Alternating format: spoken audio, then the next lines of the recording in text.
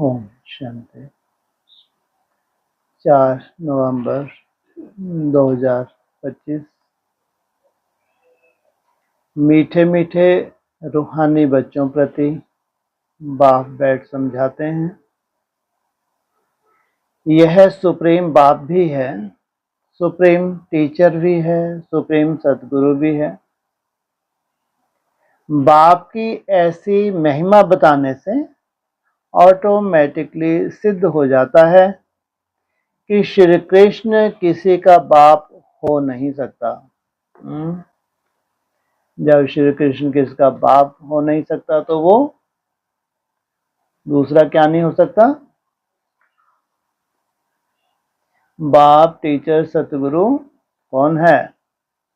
वो ना बाप हो सकता है। क्यों? उसका तो खुद बाप कौन है जो उसको सदगति देता है? वो खुद पढ़ाई पढ़ा हुआ है, वो क्या पढ़ाई पढ़ाएगा? खुद उसकी पहले पहले सदगति होती है, तो वो किसी की सदगति क्या करेगा? वह तो छोटा बच्चा सतयुग का प्रिंस है, वह टीचर भी नहीं हो सकता। क्यों? ओम शांति। क्यों? क्योंकि खुद क्या करता है? खुद पहले पढ़ता है, खुद ही पढ़कर टीचर से पढ़ते हैं। गुरु तो वहां होता नहीं, क्योंकि वहां सब सदगति में है। कहाँ? जो वंडर ऑफ द वर्ल्ड है वहां सब क्या है? इतने ही आ जाओ, अब तो मस्त है। आधा कल्प है सदगति, आधा कल्प है दुर्गति। तो वहां है सदगति, इसलिए ज्ञान की वहां दरकार नहीं रहती। सब कैसे पहुंचे वहां? वहां तो किसी की दुर्गति हो ना सके। नाम भी नहीं है, क्योंकि ज्ञान से 21 जन्म के लिए सदगति मिलती है, फिर द्वापर से कलयुग अंत तक है दुर्गति। तो श्री कृष्ण फिर द्वापर में कैसे आ सकता? कहां दिखाया है? कहां दिखाया है? द्वापर में। कहां होता है? द्वापर में होता है या वंडर ऑफ द वर्ल्ड में होता है? स्वर्ग में होता है। वंडर ऑफ द्वापर में क्यों दिखाया है? शूटिंग पीरियड में जलवा कहां से शुरुआत होता है? द्वापर युग से। द्वापर युग से सीधा कहां ट्रांसफर हो जाते हैं? कलयुग में। शूटिंग पीरियड जाता आता है, पहला शूटिंग पीरियड आया कौन सा? कल्प, सतयुगी कल्प दूसरा, त्रेता युगी तीसरा, द्वापर, उसका सीधा बैकुंठ। इसलिए वो और उनके जितने भी फॉलोवर्स होते हैं, फॉलो करने वाले, बाप के पहले पहले जिनसे सृष्टि की शुरुआत है, वो कलयुग को देखते ही नहीं। कितने भाग्यशाली होंगे वो। सोचो। तो उन्होंने कह दिया कि द्वापर के बाद कलयुग आया। अरे फिर किस काम का भगवान? अगर द्वापर के बाद हमारी दुर्गति होनी है तो भगवान से फायदा ही क्या हुआ? तो ये भूल कर दी है। यह भी किसको ध्यान में नहीं आता है? एक एक बात में बहुत ही गूढ़ राज भरा हुआ है, जो समझाना बहुत जरूरी है। वह सुप्रीम बाप, सुप्रीम टीचर है। अंग्रेजी में सुप्रीम ही कहा जाता है। अंग्रेजी अक्षर कुछ अच्छे होते हैं, जैसे ड्रामा अक्षर है। ड्रामा को नाटक नहीं कहेंगे, नाटक में तो अदली बदली होती है। यह सृष्टि का चक्कर फिरता है, ऐसे कहते भी हैं, परंतु कैसे फिरता है, हूबहू फिरता है या चेंज होती है, यह किसको भी पता नहीं। अदली बदली किसमें होती है? अभी जो नाटक चल रहा है ब्राह्मणों की दुनिया में, नाटक चल रहा है ना, वो कौन सा नाटक है? उसमें अदली बदली होती रहती है। तोल प्रवेश होती है। माया बेटी क्या करती है? अनेकों को क्या करती है? कुछ नहीं करती। अरे माया को ड्यूटी मिली हुई है, एक एक को क्या करो? फटकाओ, वहां से तोड़ो। कहां से तोड़ो? जहां ईश्वरीय संगठन बन रहा है वहां से तोड़ो कच्चों को। वो कैसे होंगे जरूर जो टूटते होंगे? क्योंकि यहाँ तो बहुत बड़ी आफत है नई दुनिया में। तो सबसे बड़ी आफत कौन सी नहीं आ गई? फास्टिंग तो सबसे बड़ी नहीं। कहीं जो आफतें ना देखें वो पूरी की पूरी नई दुनिया में है। फास्टिंग आफत, और कौन सी आफत है बड़ी से बड़ी है? चलो वो तो बहुत ही बड़ी आफत हो गई, तो और भी ऐसी आफतें जो वो कर ही नहीं सकते। चलो ये भी उनके, अरे ये खान पीन की कितनी बड़ी आफत है? तो जिनसे ये नहीं बनता उनको ये क्या करते हैं भूत, उनको अपनी तरफ ले जाते हैं, तो उनको क्या होता है, भगवान भी मिल जाता है और ये कोई लफड़ेबाजी भी नहीं है तुम्हारी जैसी, वो सुखी हो जाते हैं वहां जाके। फिर 27 के बाद इनका जो भी हो वो बाद की बात, लेकिन फिलहाल तो उनको राहत की सांस मिली कि भगवान का भगवान भी मिल गया, तो कम से इतनी कठिन धारणा तो नहीं है। इसलिए माया की ड्यूटी है क्या, जो जो दृढ़ता पूर्वक वहां चल रहे हैं उनको क्या करो, एक एक को, हाँ, और फिर ऐसा नहीं कि सबको, जो पीछे रह जाते हैं उन्हीं को पकड़ती है माया बिल्ली। किसको पकड़ती है? फिर उनके घर जाती है ना, या अपने किसी को पूंगरे को भेजेगी, उनके घर जाके वे चूचा करेंगे पूंगरे। अच्छा, बार बार पूंगरे जाएंगे तो उसमें फिर सोल घुस जाती है, ये खेल है। जैसा पूंगरा गया वैसी ही सोल उस आत्मा में घुसती है, तो वंडरफुल खेल है। कितना भी निश्चय बुद्धि हो, वो उसको पूंगरा अगर बार बार जाएगा ना तो समझो वो भी पूंगरी बन गई। ये ऐसा कितना वंडरफुल ड्रामा है? इसलिए कितनी सुंदर ड्रामेबाजी है, माना किसी को तोड़ने वोड़ने की जरूरत नहीं, सब छटना छटनी क्या है, वर्तमान समय चल रही है।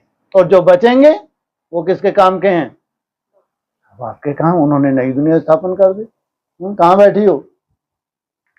बोल, हाँ कहाँ बैठी हो? हाँ, यही नहीं मालूम, इतनी बड़ी बड़ी बातें हो रही हैं। बोल दो, नई दुनिया बोलना आता, नहीं बोलना आता? हाँ, कहाँ बैठे? निकल ही नहीं रहा। तो कहते भी हैं बनी बनाई बन रही, जरूर कोई खेल है जो फिर से चक्कर खाता रहता है। वो बना बनाया है, कल पहले भी इनको ऐसे ही माया बेटी ने तोड़ा था। कल बाद फिर भी इनकी यही गति होने, क्यों? इसमें सबसे ज्यादा डेंजरस कौन है? जो तलवार उठा के कन्वर्ट करते हैं, मुसलमान। हाँ, ये मुसलमान सबसे डेंजरस हैं, वो तो बार बार तलवार लेके पीछे पड़े ही रहेंगे जब तक तुम कन्वर्ट ना हो जाओ। कौन सी तलवार है उनके पास? है? कोई धार भी नहीं है वाके तलवार में तो। सोचो, ऐसे मुल्ले भी कन्वर्ट करने के लिए भी ढेर के ढेर, ढेर के ढेर तो क्या, चूं चा बस, वो जो कमजोर है तो वही जाएगी, इनके पकड़ में नई दुनिया में नहीं आ सकते। चैलेंज है, जहां प्योरिटी की पावर है वहां तो कोई इनको पकड़ नहीं सकता, ये भी चैलेंज है ऐसे मुल्लों को। हाँ, उनको पकड़ लो जिनको जीभ लपलपाती है, बीमारियों को सहन कर लेंगे, बस जीभ से जो लपलपाहट इनकी नहीं छूटती, इनको पकड़ लेती है। तो ये तो उनको चाहिए भी ना, ऐसे नहीं चाहिए, ऐसे तो चाहिए। तो लेकिन कल पहले मुआफिक क्या हो रहा है ये? Nothing new. बाबा क्या कहते हैं, कुछ नया नहीं हो रहा है, वैसा का वैसे ही ड्रामा घूम रहा है। इस चक्कर में मनुष्यों को ही चक्कर लगाना पड़ता है। अच्छा, इस चक्कर की आयु क्या है, कैसे रिपीट होता है, इसको फिरने में कितना समय लगता है, यह कोई नहीं जानते। कितना समय लगता है इसको रिपीट होने में? 5000 दिन। हर 5000 दिन के बाद ये चक्कर यहाँ शूटिंग पीरियड में यहाँ फिर घूम जाता है 4 अवस्थाओं में। इस्लामी, बौद्धि आदि यह सब हैं घराने जिसका ड्रामा में पार्ट है। तुम ब्राह्मणों की डिनाइस्टी नहीं है, यह है ब्राह्मण कुल। सर्वोत्तम ब्राह्मण कुल कहा जाता है, देवी देवताओं का भी कुल है। यह तो समझाना बहुत सहज है। सूक्ष्म वतन में फरिश्ते रहते हैं, वहां हड्डी मांस होता नहीं। देवताओं को तो हड्डी मांस है ना। क्या अंतर है? देवताओं को तो हड्डी मांस है ना, और फरिश्तों को कौन सी हड्डी मांस है? सूक्ष्म शरीर की हड्डी मांस है। देवताओं तो हड्डी मांस है ना। अरे जीवन जीने के लिए शरीर है या नहीं है? कितने परसेंट है उनके पास शरीर? 25% है, और 75% आत्म अनुभूति है। वो सदा सुख ही सुख है। तो ब्रह्मा सो विष्णु, विष्णु सो ब्रह्मा। विष्णु की नाभि कमल से ब्रह्मा क्यों दिखाया है? प्रश्न पूछा। सूक्ष्म वेतन में तो यह बातें होती नहीं। कहाँ की यादगार है ये? संगम युग की यादगार है। तो कब होती है यादगार? जब हाँ, जब संपन्न स्टेज हो, जब विष्णु रूप संपन्न स्टेज धारण करे, तब फिर किसको राज तिलक करते हैं? युवराज को। हाँ, ना जवाहरात आदि हो सकते, इसलिए ब्रह्मा को सफेद पोषधारी ब्राह्मण दिखाया है। ब्रह्मा साधारण मनुष्य बहुत जन्मों के अंत में गरीब हुआ ना। लो, ये गरीब थे।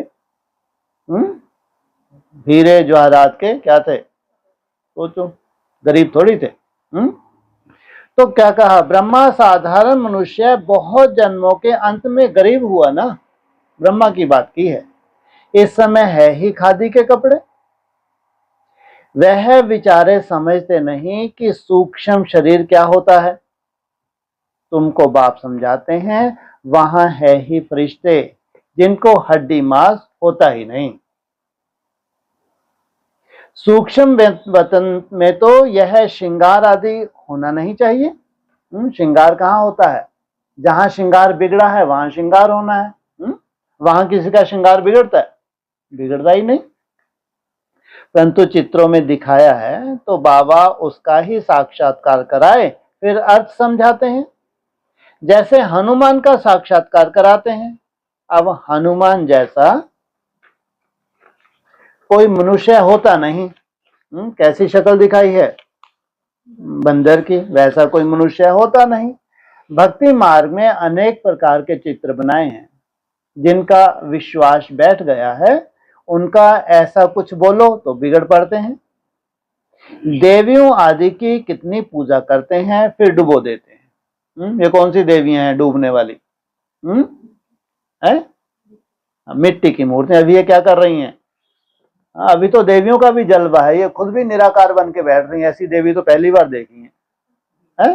चलो, जगदम्बा बन के बैठती है, लक्ष्मी बन के बैठती है, वो तो समझ में भी आता है। लेकिन कोई ऐसी देवी भी निकले और खुद ही मेल भी है खुद ही फीमेल भी है। सोचो, ये तो गजब ही है भूतों की। और ऐसों के भी फॉलोवर बनते हैं। कैसे चट बुद्धि होंगे सोचो। इनसे तामसी कौन होंगे? माना इतनी भी बुद्धि काम नहीं करती कि ऐसी देवी यही इन्हीं में निराकार है। और यही साकार, ये देवी भी है, ये स्वयं भगवान भी है। इससे बड़ी तामसिकता क्या होगी? और शर्म तो उनके ऊपर विचारों करनी चाहिए जो ऐसों में भी कन्वर्ट हो रहे हैं। ये भी वंडरफुल है। सोचो कैसी कैसी माया है। तो खूब खाना पीना चाहिए इनको विचारों को। क्या अपनी कौन सी आशा पूरी करनी चाहिए? नई दुनिया में कहा हम फंस गए थे। अब देवी भी मिली तो दूसरा क्या मिल गया? निराकार अव्यक्त ज्योतिर्लिंगम भगवान में। आप खूब खाओ पियो उड़ाओ। सोचो, भगवान का भगवान मिला और कितनी बड़ी आफत से बच गए। कौन सी आफत से बच गए? नहीं दुनिया की आफत से बच गए। तो यह सब है भक्ति मार्ग। भक्ति मार्ग में दलदल में गले तक डूबे हुए हैं तो फिर निकाल कैसे सकेंगे? कोशिश करके देख लो। इनकी भ्रुकुटी में भी कौन बैठा है? उसी कैटेगरी की आत्मा। वैसे जैसे परमधाम से क्या होता है? कलयुग के अंत तक भी जो उतरते हैं वैसे ही कैटेगरी की आत्माएं उतरती हैं। जिनमें प्रवेश करती हैं उनकी अपनी कैटेगरी है। तो ग्रुप्स हैं, निकालना ही मुश्किल हो जाता है। कोई कोई तो औरों को निकालने के निमित्त बन खुद भी डूब जाते हैं। जाओ उनको निकालने। तुम्हारी वजह जीभ लपलपाती है, तुम निकालने जाओगे, तुम में भी वैसी सोल घुसेगी बैठेगी, तुमको सब उनकी बातें अच्छी लगेगी। सोचो, ये भी वंडरफुल ड्रामा है। गए थे निकालने, अपने अंदर कमजोरी है, वो आप वो जो जो बातें बोल रहे हैं वो आपको भी अच्छी लगने लगी। क्यों? क्योंकि आपके अंदर वैसा कमजोरी का बीज था तो आप में भी क्या घुस गई, उसी कैटेगरी की सोल घुस जाती है। खुद गले तक दुबन में फंसते अर्थात काम विकार में गिर पड़ते हैं। काम अर्थात कामना भी है, कई तरह की कामनाएं हैं। यह है सबसे बड़ी दुबन। सतयुग में यह बातें नहीं होती। जो सतयुग की राह पकड़ लिया है, जिन्होंने स्टेप के ऊपर स्टेप रख के चल रहे हैं, वहां ये कोई बातें होती नहीं। अभी तुम सत्य बाप द्वारा सत्य देवता बन रहे हो। वाह, तुम्हारा बाप भी क्या है? सत्यम शिवम सुंदरम। और तुम भी क्या बन रहे हो? सच्चाई को धारण कर रहे हो। फिर वहां सत्संग होते नहीं। किससे छूट गए? वहां कोई भी भक्ति की अब दरकार नहीं है। सत्संग यहां भक्ति मार्ग में करते रहते हैं, समझते हैं सब ईश्वर के रूप हैं, कुछ भी नहीं समझते। बाप बैठ समझाते हैं कलयुग में है सब पाप आत्माएं, सतयुग में होते हैं पुण्य आत्माएं। रात दिन का फर्क है। तुम अभी संगम पर हो, कलयुग और सतयुग दोनों को जानते हो। कितना वैल्यूबल है। जहां तुमको क्या क्या दिखे, सतयुगी आत्माएं भी दिखें ब्राह्मण, तो कलयुगी ब्राह्मण भी दिखें। मूल बात है इस पार से उस पार जाने की। मेहनत कौन सी है? इस पार से उस पार जाने की। क्षीर सागर और विषय सागर का गायन भी है, परंतु अर्थ नहीं समझते। क्षीर सागर अर्थात वहां क्या है? ज्ञान दूध है। और विषय सागर में विषय भोग निकलते ही नहीं, बुद्धि में घुसे हुए हैं। चाहे खाने पीने का हो, चाहे रहन सहन का हो, माना जितने भी विषय हैं जिनको त्याग करते हैं, लेकिन कहीं ना कहीं बीज में अंदर तक अभी हैं, तो वो माया फिर चांस दे देती है उनको। लो तुम भोग लो है। तो जाना है क्षीर सागर में, लेकिन कहां से नहीं निकल पा रहे? विषय सागर से निकल ही नहीं पाते। अभी बाप बैठ कर्म अकर्म का राज समझाते हैं। तुम जो बीज में टिकते हो, कुछ कुछ सेकंड भी टिकते हो, तो वो क्या है? कर्म अकर्म है। और कर्म अकर्म और क्या क्या होते हैं? सुकर्म कब होते हैं? जब योग युक्त होकर तुम कर्म करते हो। अभी तुमने वो स्टेज पकड़ी नहीं है कि तुम्हारे कर्म अकर्म हो जाएं, कोई हिसाब किताब ही ना बने। लेकिन उससे पहले क्या होते हैं? सुकर्म। योग युक्त होकर जो कर्म किए जाते हैं क्या हो जाते हैं? सुकर्म। और पीछे ब्राह्मणों की दुनिया में जो तामसी हैं, वो क्या हो रहे हैं? कर्म विकर्म होते हैं। तो कर्म तो मनुष्य करते ही हैं, फिर कोई कर्म अकर्म होते हैं, कोई विकर्म होते हैं। रावण राज में सब कर्म विकर्म हो जाते हैं। सतयुग में विकर्म होता ही नहीं, क्योंकि वहां है रामराज। बाप से वरदान पाए हुए हैं, जिनके अंदर सत्यता धारण करते जाते हैं, जो सतयुग में जा रहे हैं, वो किसे वरदान पाए हैं? बाप से। रावण देते हैं श्राप। यह सुख और दुख का खेल है ना। दुख में सब बाप को याद करते हैं, सुख में कोई याद नहीं करते। तो क्या करते हैं? प्रारब्ध भोगते हैं। वहां विकार होते नहीं। बच्चों को समझाया है सैपलिंग लगाते हैं। यह सैपलिंग लगाने की रस्म भी अभी पड़ी है। बाप ने सैपलिंग लगाना शुरू किया है। आगे जब ब्रिटिश गवर्नमेंट थी, तो कभी अखबार में नहीं पढ़ता था कि झाड़ों का सैपलिंग लगाते हैं। अब बाप बैठ देवी देवता धर्म का सैपलिंग लगाते हैं। और कोई सैपलिंग नहीं लगाते। कहां से काट के लगाते हैं सैपलिंग? हाँ, जो देवता धर्म की आत्माएं हैं, जन्म लेते लेते लास्ट में कहां होती हैं? सिख धर्म को फाउंडेशन में लगाया गया। बहुत धर्म है, देवी देवता धर्म पराया लोप है। धर्म भ्रष्ट कर्म भ्रष्ट होने के कारण नाम ही उल्टा सुल्टा रख दिया है। जो देवता धर्म के हैं, उन्हों को फिर उसी देवी देवता धर्म में आना है। क्या उनको माया क्या नहीं कर सकती? हाँ, अपने आप बना नहीं सकती। हर एक को अपने धर्म में जाना है। क्रिश्चियन धर्म का निकलकर फिर देवी देवता धर्म में आ नहीं सके। कौन सा? क्रिश्चियन धर्म का कौन सा देवी देवता धर्म में आ ना सके? हाँ, ऊपर से जो सूक्ष्म बीज प्रवेश करता है उसके साथ साथ जितने भी ऊपर से आए हैं उसके साथ साथ वो सबके सब कहाँ होंगे अभी? क्रिश्चियन में ही होंगे। मुक्ति तो हो ना सके, हाँ कोई देवी देवता धर्म का कन्वर्ट होकर क्रिश्चियन धर्म में चला गया होगा, वह फिर लौटकर अपने देवी देवता धर्म में आ जाएगा, उसकी कोई चिंता नहीं। अगर गया है तो चक्कर लगा के आ जाता है। उनको यह ज्ञान और योग बहुत अच्छा लगेगा। इससे सिद्ध होता है कि यह अपने धर्म का है। इसमें बड़ी विशाल बुद्धि चाहिए, समझने और समझाने की। धारणा करनी है, किताब पढ़कर नहीं सुनानी है। जैसे कोई गीता सुनाते हैं, मनुष्य बैठकर सुनते हैं। कोई तो गीता के श्लोक एकदम कंठ कर लेते हैं। ये श्लोक कंठ करना क्या है? इससे कुछ होगा? कुछ नहीं, ना 27 आ जाए, 31, 34, 37, कोई श्लोक नहीं सुन रहा, लेकिन अच्छा ही हुआ क्या? नहीं तो तुम्हारे पास क्या होता? ढेर का ढेर व्यर्थ होता। अच्छा तुमको कहाँ लगा दिया? याद की ताकत तो थी नहीं, तो क्या करो? श्लोक रटो। लेकिन ऐसा नहीं है क्योंकि बहुत बड़े तीर मार बजेंगे आगे चल के, कोई नहीं सुन रहा, किसी को फुर्सत नहीं है, और श्लोकों की किसी के पास कोई कमी भी नहीं है।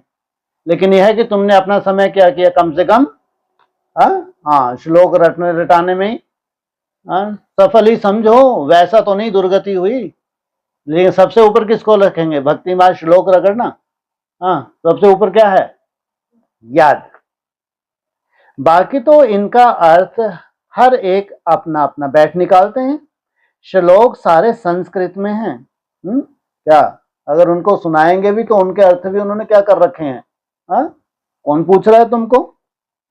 यहां तो गायन है कि सागर को स्याही बना दो, सारा जंगल कलम बना दो, तो भी ज्ञान का अंत नहीं होता। गीता तो बहुत छोटी है, 18 अध्याय है। कितनी छोटी है? मात्र 18 अध्याय। इतनी छोटी गीता बनाकर गले में पहनते हैं। बहुत पतले अक्षर होते हैं, निगाह भी कैसी चाहिए? अक्षर भी बहुत पतले होते हैं, गले में पहनने की भी आदत होती है। कितना छोटा लॉकेट बनता है, वास्तव में है तो सेकंड की बात। कौन सी सेकंड की बात? गीता का सार क्या है? मनमनाभव। गीता में आदि में भी क्या होता है? मनमनाभव, अंत में भी मनमनाभव। बाप का बना जैसे कि विश्व का मालिक बना। बाबा हम आपका एक दिन का बच्चा हूं, ऐसे भी लिखने शुरू करेंगे। एक दिन में निश्चय हुआ और फट से पत्र लिखेंगे। बच्चा बना तो विश्व का मालिक हुआ। यह भी कोई की बुद्धि में मुश्किल बैठता है। तुम विश्व का मालिक बनते हो ना, वहां और कोई खंड नहीं रहता, नाम निशान गुम हो जाता है। कोई को मालूम भी नहीं रहता है कि यह खंड थे।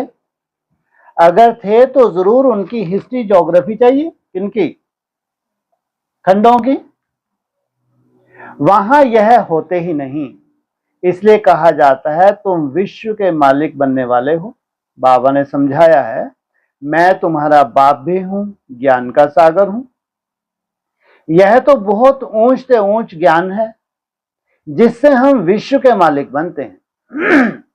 हमारा बाप सुप्रीम है, सत्य बाप, सत्य टीचर है, सत्य सुनाते हैं, बेहद की शिक्षा देते हैं, बेहद का गुरु है, सबकी सदगति करते हैं। पहले पहले किसकी सदगति करते हैं? बच्चों ढेर सारे एक साथ ही। अरे ऊपर इतना रट्टा लगाया फिर बोल रहे सबके एक साथ। हाँ ये कितना सुंदर बोला है? एक की महिमा की तो वह महिमा फिर दूसरे की हो नहीं सकती, फिर वह आप समान बनाए तब हो सकते। तो तुम भी पतित पावन ठहरे, सत्य नाम लिखते हैं। पतित पापनी गंगाएं वह यह माताएं हैं। शिव शक्ति कहो, शिव वंशी कहो, शिव वंशी ब्रह्मा कुमार कुमारी। ले भाई पता नहीं कैसे आज होश आ गए इनको। कि इनका भी थोड़ा जाप कर दो बेचारों का। कौन हो तुम? शिववंशी ब्रह्मा कुमार कुमारियां। शिववंशी तो सब हैं, लो उस वंश में आना नहीं आना? पहले जिनसे शुरुआत होगी उनको तो सब फॉलो करेंगे, पहले तुम जाओ तो तब तो दूसरे तुमको फॉलो करें। तो क्या शिववंशी तो सब हैं, बाकी ब्रह्मा द्वारा रचना रचते हैं संगम पर ब्रह्मा कुमार कुमारियां होते, तो उनके लिए क्या हुआ? शिववंशी ब्रह्मा कुमार कुमारियां। बाकी शिववंशी तो कितने करोड़ हैं? 800 करोड़ हैं। ब्रह्मा द्वारा एडॉप्ट करते हैं, पहले पहले होते हैं ब्रह्मा कुमार कुमारियां। कोई भी ऐतराज उठाते हैं तो उसको बोलो यह प्रजापिता है, इनमें प्रवेश करते हैं। बाप कहते हैं बहुत जन्मों के अंत में मैं प्रवेश करता हूं, दिखाते हैं विष्णु की नाभि से ब्रह्मा निकला। अच्छा, विष्णु फिर किसकी नाभि से निकला? बहुत बड़ा प्रश्न हो गया। विष्णु की नाभि से ब्रह्मा निकला, और विष्णु किसकी नाभि से निकला? मुरली में क्या बोलते हैं? मुरली, हाँ सोचो कितना सुंदर है। उसमें एरो का निशान दे सकते हैं कि दोनों ओतप्रोत हैं। कौन कौन? हाँ, ब्रह्मा और विष्णु। ब्रह्मा सो विष्णु, विष्णु सो ब्रह्मा। क्या मतलब? हैं जी? हाँ, पूरक है। कैसे?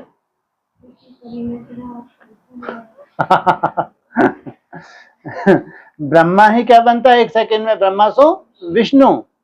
फिर विष्णु की नाभि से क्या निकलता है? ब्रह्मा निकलता है। तो जो विष्णु रूप बना वो भी पहले क्या था?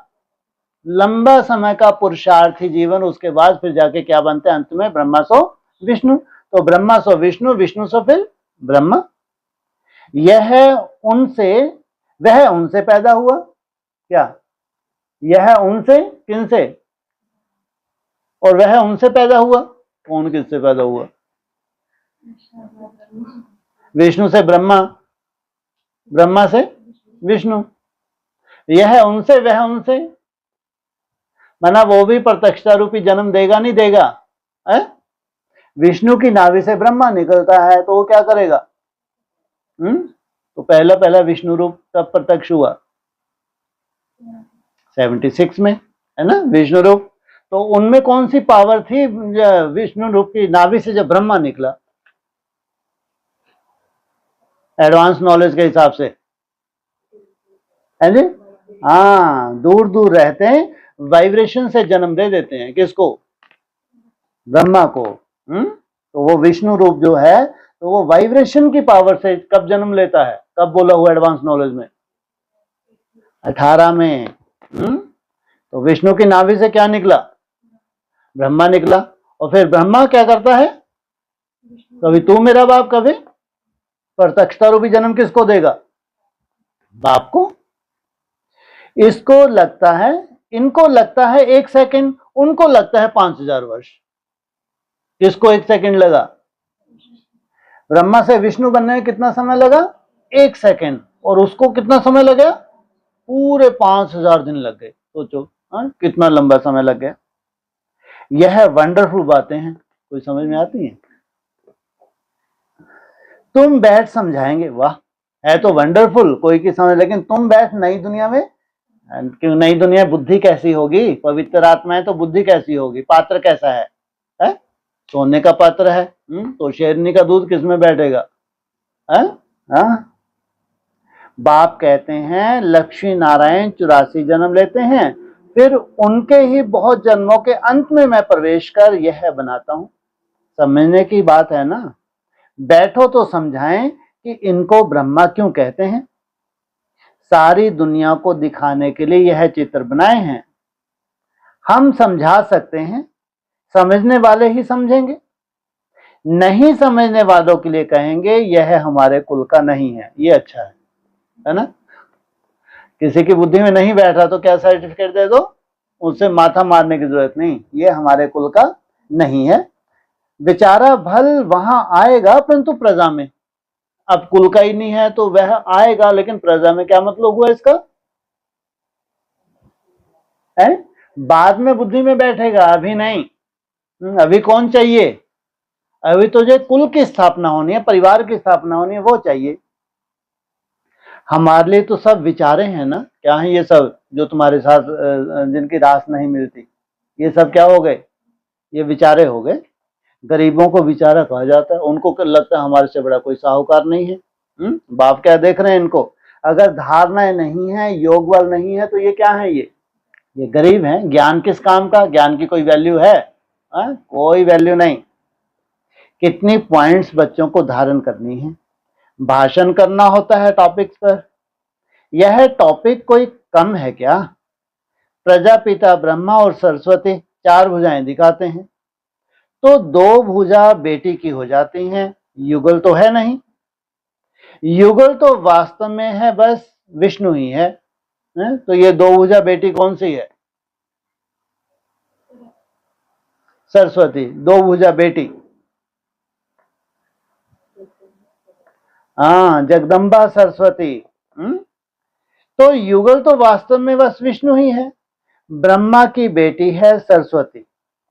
शंकर को भी युगल नहीं कहेंगे, इस कारण शिव शंकर कह देते हैं। तो शंकर क्या हो गया? शिव का बन्नी हो गई। अब शंकर क्या करते हैं? विनाश तो एटॉमिक बम से होता है। बाप कैसे बैठ बच्चों का मौत कराएंगे? यह तो पाप लग जाए। बाप तो और ही सबको शांति धाम में ले जाते हैं बिगर मेहनत। कौन सा बाप है जो शांति धाम में ले जाते हैं बिगर मेहनत? शंकर बाप, शिव बाप। बाप तो और ही सबको शांति धाम में ले जाते हैं बिगर मेहनत।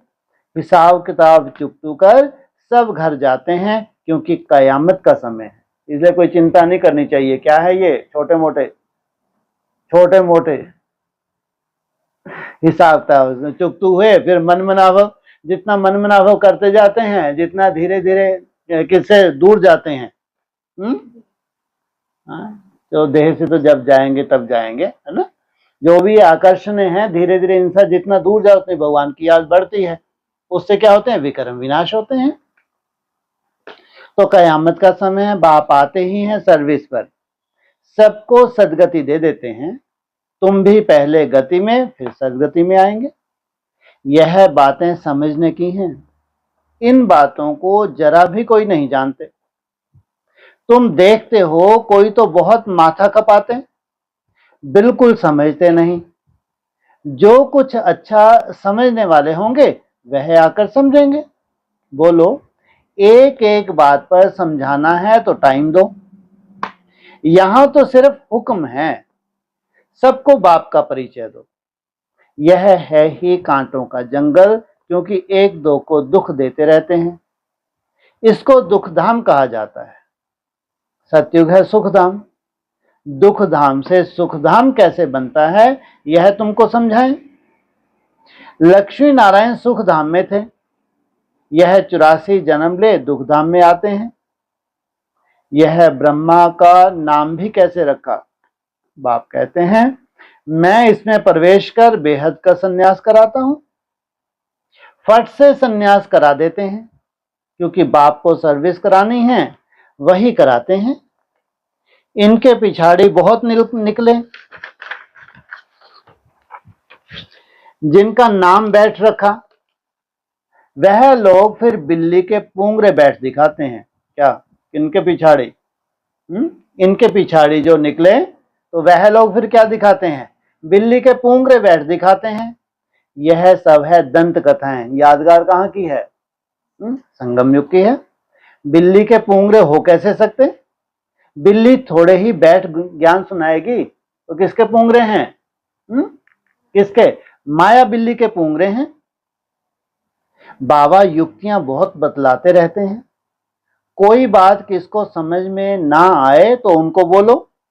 जब तक अल्फ को नहीं समझा है तो और कुछ भी समझ नहीं सकेंगे। फिर शुरू हो गए। कौन सा रट्टा लगाते हैं रोज रोज? इनको लगता है कि अभी भी इनको समझ में नहीं आया है अल्फ का रहस्य। अल्फ को मिला अल्लाह, बे को मिली बादशाही। अल्फ को भी बादशाही कब मिली? जब किसको पहचाना? अल्लाह को पहचाना।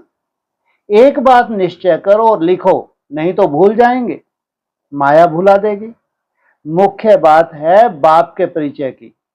हमारा बाप, सुप्रीम टीचर, जो सारे विश्व के आदि मध्य अंत का राज समझाते हैं, जिसका कोई को पता नहीं है। इस समझाने में टाइम चाहिए। जब तक बाप को नहीं समझा है तब तक प्रश्न उठते ही जाएंगे। अल्फ नहीं समझा है तो बे को कुछ समझ नहीं सकते। पहले क्या समझें? अल्फ, फिर जाके बादशाही का रहस्य समझ में आए। मुफ्त संशय उठाते रहेंगे, ऐसे क्यों, शास्त्रों में तो ऐसे कहते हैं, इसलिए पहले सबको बाप का परिचय दो। अच्छा, मीठे मीठे सकीले बच्चों प्रति माता पिता बाप दादा का याद प्यार, गुड मॉर्निंग। रूहानी बाप की रूहानी बच्चों को नमस्ते, रूहानी बच्चों की रूहानी बाप दादा। ओम शांति। हाँ जी। वंडरफुल बात। हाँ जी, आज की वंडरफुल बात। आज की वंडरफुल बात। वंडरफुल बात कौन सी? 1 सेकंड में ब्रह्मा से विष्णु। 1 सेकंड में ब्रह्मा से विष्णु। हाँ, तो इसमें क्या वंडरफुल है? फिर ब्रह्मा से विष्णु 5000 दिन। हाँ, 1 सेकंड में ब्रह्मा से विष्णु। कब? नई दुनिया की सौगात तुम बच्चों को दी है, आना जाना करते हो ना। जब वानप्रस्थ अवस्था, अंतिम वानप्रस्थ अवस्था कितने वर्ष होने चाहिए? 60 वर्ष होते हैं, तो इसको कहेंगे अंतिम वानप्रस्थ अवस्था। तो फिर कहाँ जाना? बाप ने प्रवेश किया और कहाँ जाना है जी? सेवा पे जाना। हाँ, फिर अपना पूरा सेवा कंप्लीट करने के बाद फिर जाके अंत आता है, फिर सन्यास। तो पूरे 14 वर्ष क्या है? हाँ, उधर रावण के वंशज बैठे हैं और इधर राम बाप। 14 वर्ष क्या किया? जंगल के बीच में जैसे कि क्या किया बाप ने? हाँ, सेवा की। तो सेवा ही थी 14 वर्ष। नहीं तो चाहते तो जो 2004 के आसपास जिस स्टेज की अनुभूति बाप के पास थी, कितना आनंद ले सकते थे, और जलवा भी दिखा सकते थे। तो ब्रह्मा को फिर कितने वर्ष लग गए? बाप रे बाप, 5000 दिन, माना 5000 वर्ष। 2004 से लेके 2018, ये कितने वर्ष हो गए? जैसे ही 5000 दिन हो गए। हाँ जी। तो उसके बाद ब्रह्मा कैसे, मतलब आगे पास ऑन कैसे? आगे फिर नहीं। हाँ, फिर ब्रह्मा कैसे 5000 दिन के बाद? उसको 5000 दिन नहीं लगे विष्णु रूप बनने के लिए ब्रह्मा को। हाँ, तो जैसे विष्णु रूप है, उसको ब्रह्मा बनने के लिए कितना समय लगा? विष्णु रूप को 5000 दिन लगे। वो तो बाप की क्या देख रहा है उसको? विष्णु रूप। नई दुनिया की सौगात तुम बच्चों को दी है, आना जाना करते हो ना, तो किस रूप से देख रहा है बाप? तो उसको वो रूप धारण करने के लिए कितना समय लगेगा? है तो ब्रह्मा, लेकिन बाप किस रूप में देख रहा है? इसको क्या दिया है? सौगात। क्या सौगात दी है? सुदर्शन चक्र दे दिया, युवराज घोषित किया है। हाँ जी, हाँ।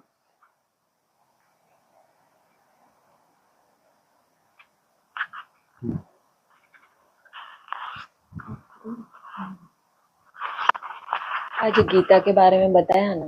हाँ जी, कि पुस्तक मतलब किताब पढ़कर नहीं सुनानी है, लेकिन धारणा करनी है।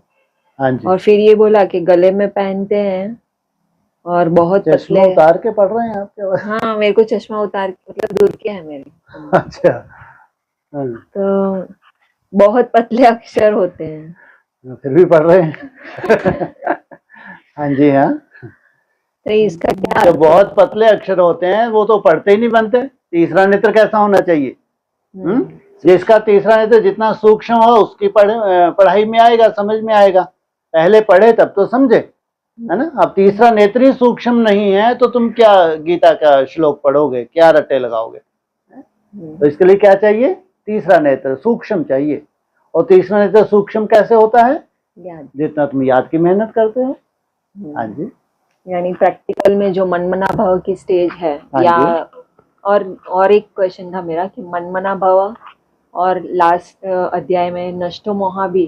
हाँ तो जी। इन दोनों में से पहला वाला तो नष्टो मोहा होगा ना, फिर ही तो मनमनाभव हो पाएंगे। जितना मनमनाभव होते जाएंगे, अगर कोई रगे रह भी गई है तो उसकी चिंता की जरूरत नहीं।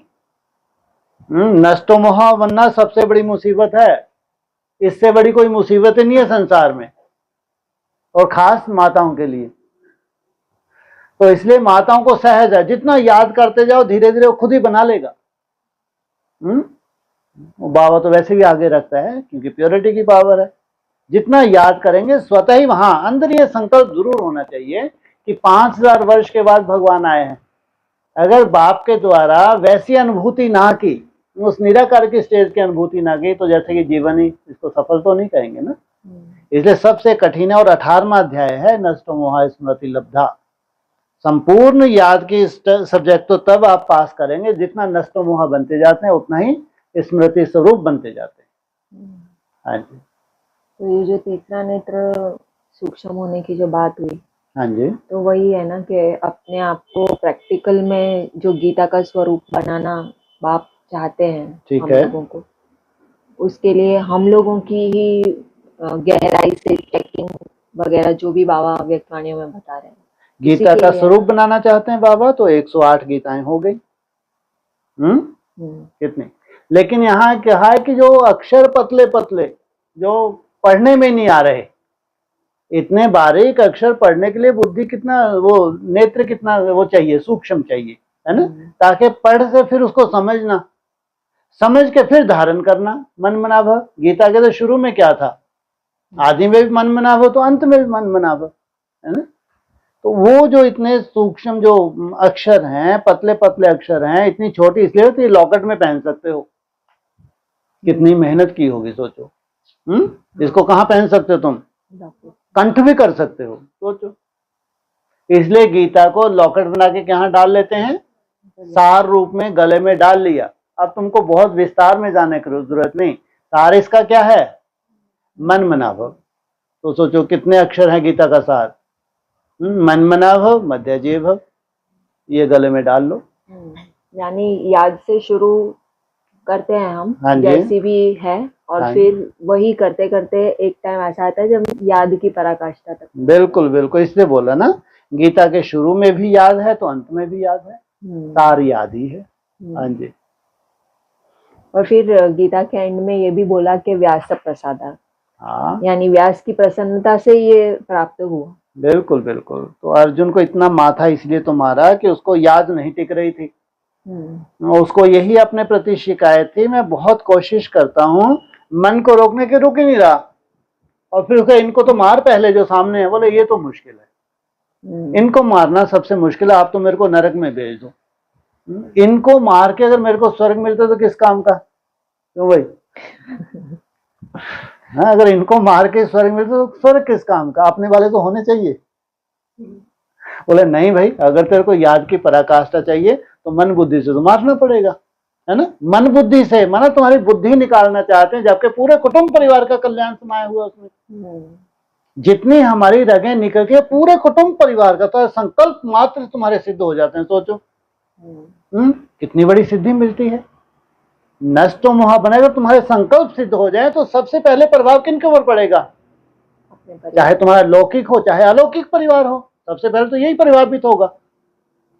हर एक अपना अपना स्टार है तो उसके अपने अपने हिसाब किताब है ना।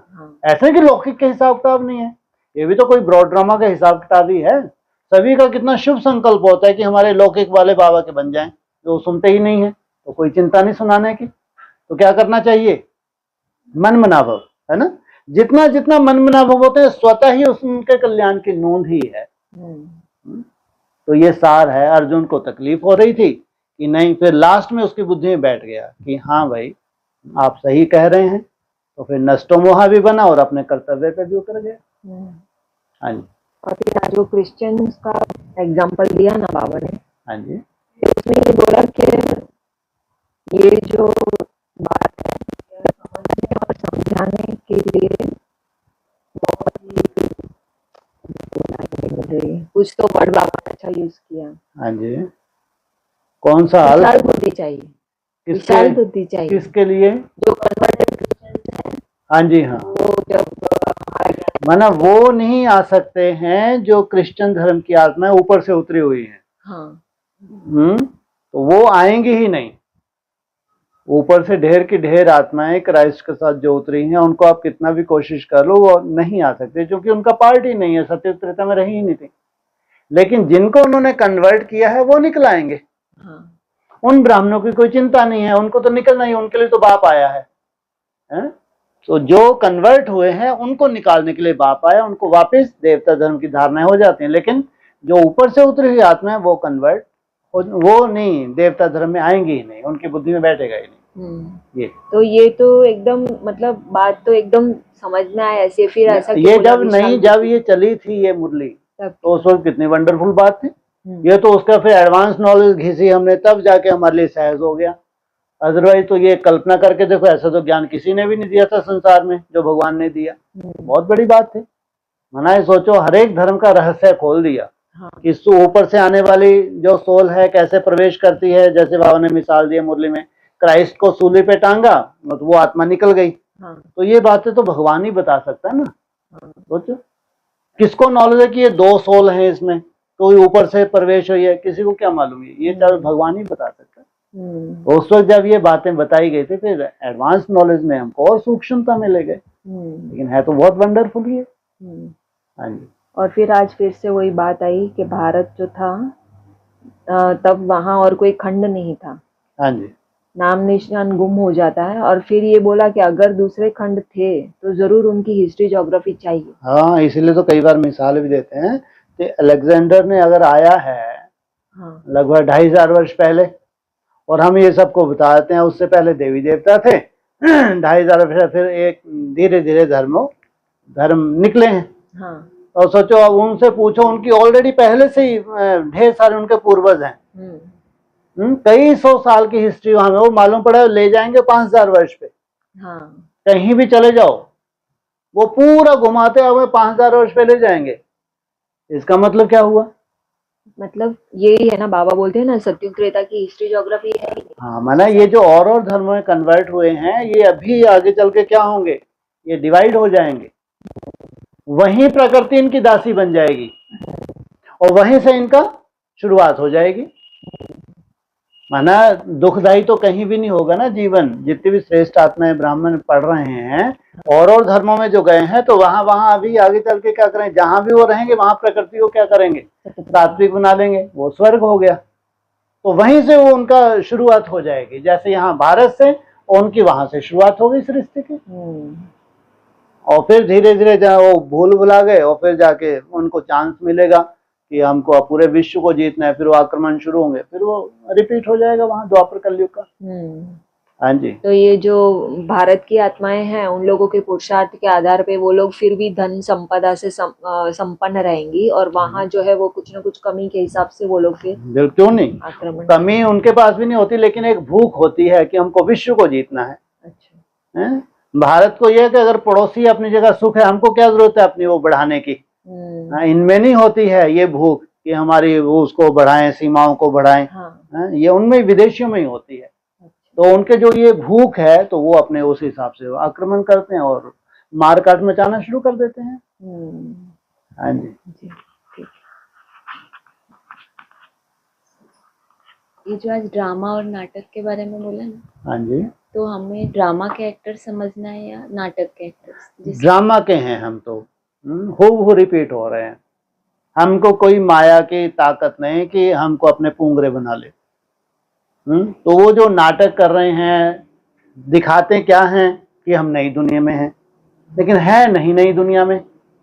तो क्या है, वो एक नाटक है, हकीकत थोड़ी है। जाके अंदर बाहर से क्या होना चाहिए, एक होना चाहिए। तो उनको ढूंढती है माया, तो उनको ढूंढ के कोई ना कोई कैसा कारण बन जाता है, उनको पीछे से पकड़ लेती है।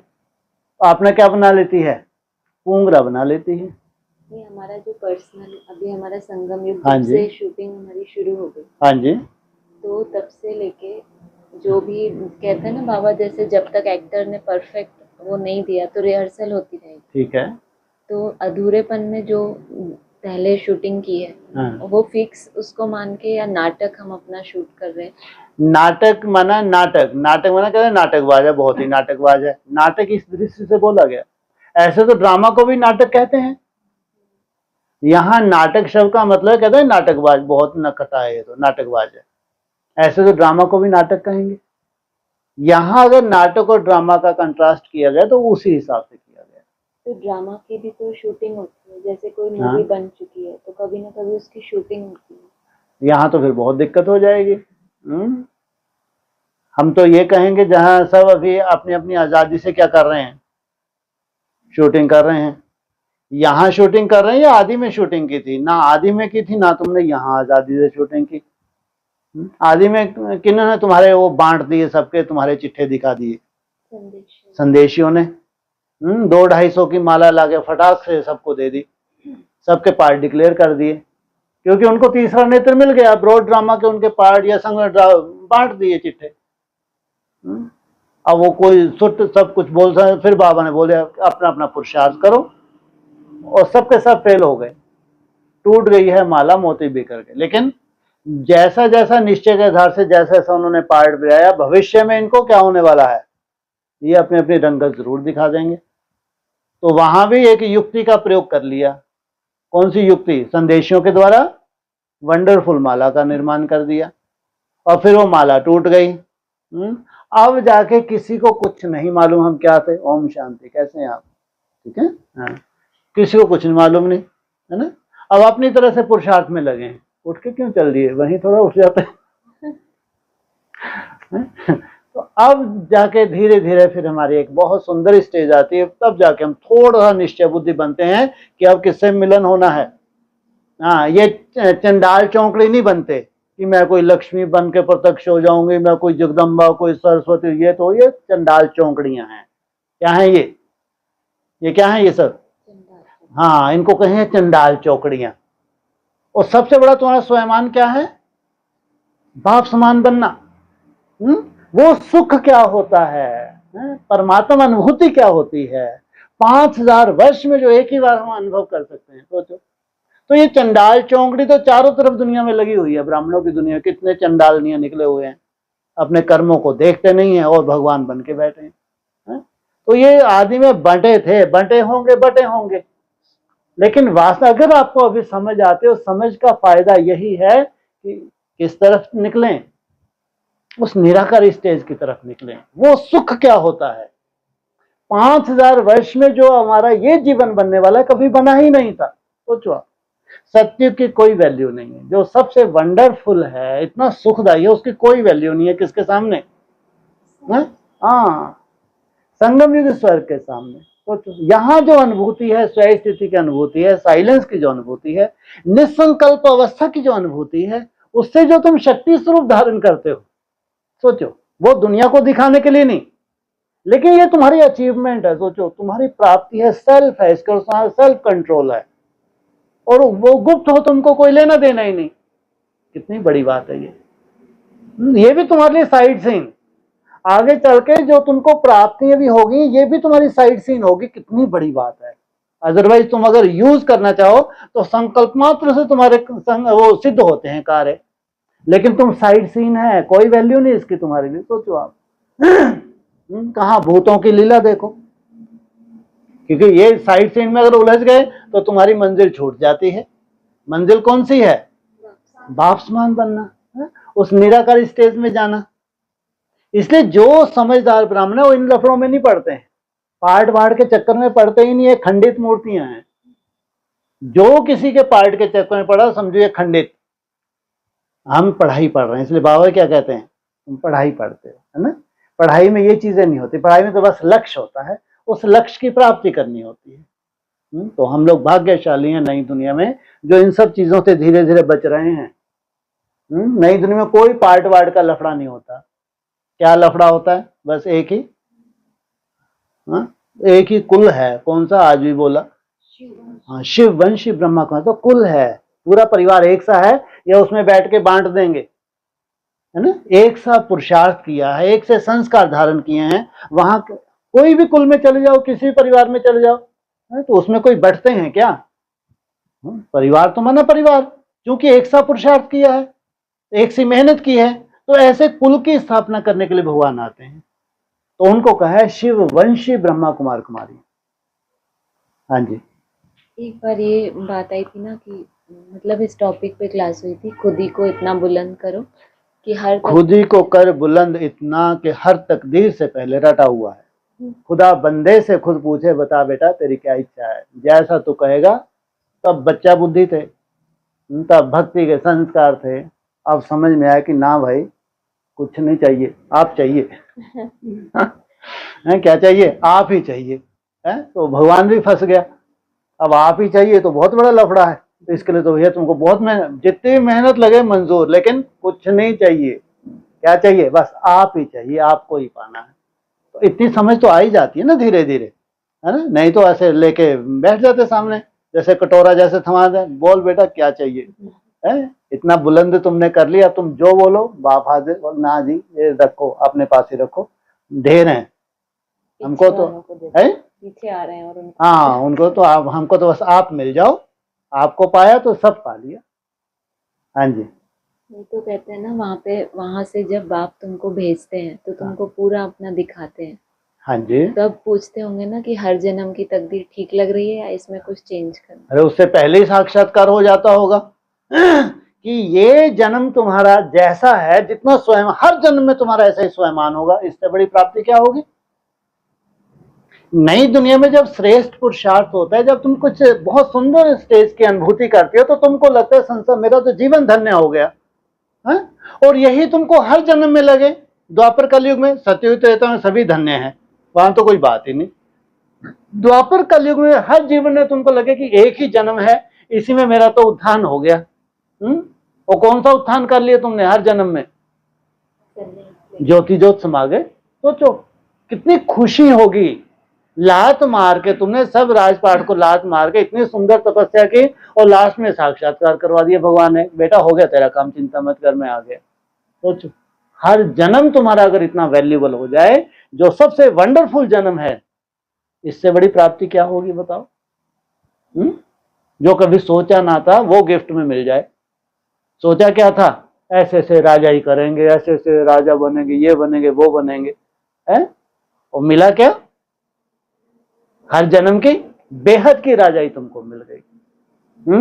हर एक जन्म की ज्योति में समाने का तुम्हारा जो एक बीज है, उस बीज को तुमने धारण किया, और लास्ट में वही अनुभूति भी की तुमने। चक्कर से तुम नहीं छूट सकते, ये तुमको नॉलेज नहीं है कि चक्कर से कोई नहीं छूट सकता, ये तुमको नॉलेज नहीं, और नॉलेज की दरकार ही नहीं। तुम्हारी सदगति हो रही है, नेक्स्ट बर्थ में भी तुम्हारी सदगति हो रही है। सोचो इतनी बड़ी बात है।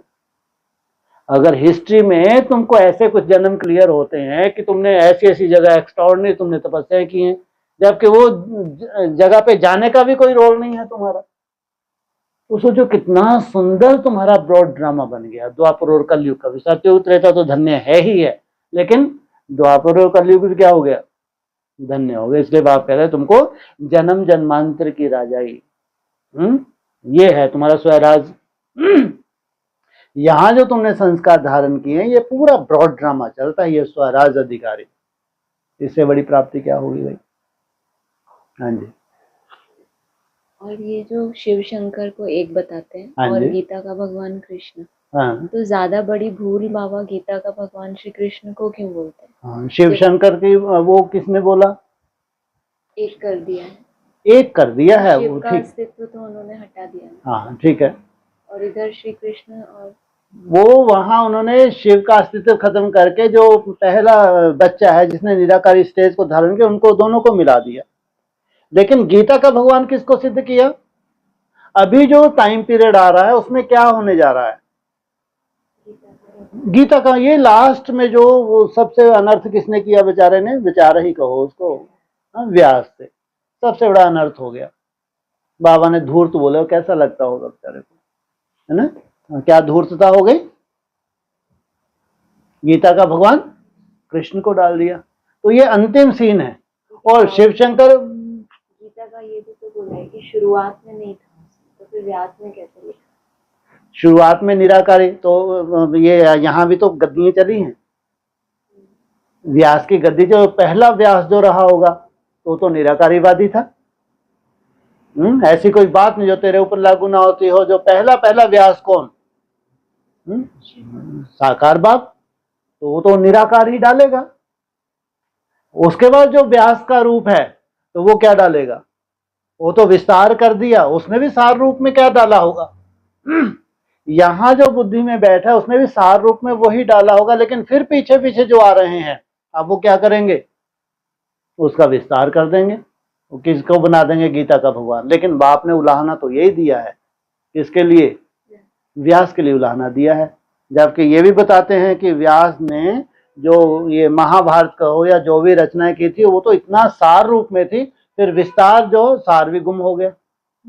जो उसको साक्षात्कार हुए थे, जो भी रचनाएं रची थी, इतना वो गुप्त हो गए। गुप्त है, आज की डेट में कोई सार निकाल ही नहीं सकता। ठीक है, ये भी ड्रामा में नून थी।